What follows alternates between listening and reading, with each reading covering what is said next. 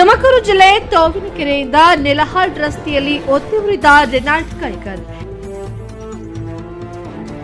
7 ಸೀಟಿನ ವಾಹನವಾಗಿದೆ. ಇದರ ಮಾಲೀಕರು ಗುಬ್ಬಿ ಮೂಲದವರು ಎಂದು ತಿಳಿದುಬಂದಿದೆ.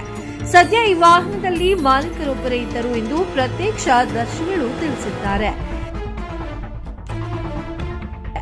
ಸುಮಾರು ಮಧ್ಯಾಹ್ನ 12 ಗಂಟೆಯ ಸಮಯದಲ್ಲಿ ಈ ದುರಂತ ನಡೆದಿದ್ದು, ತಕ್ಷಣ ಪೊಲೀಸ್ ಇಲಾಖೆ ಮತ್ತು ಅಗ್ನಿಶಾಮಕ ಸಿಬ್ಬಂದಿ ಸ್ಥಳಕ್ಕೆ ಬಂದು ಬೆಂಕಿಯನ್ನು ನಂದಿಸಿದರೂ ಕೂಡ ಸಹ ಸಂಪೂರ್ಣ ಸುಟ್ಟು ಕರಕಲಾಗಿದೆ.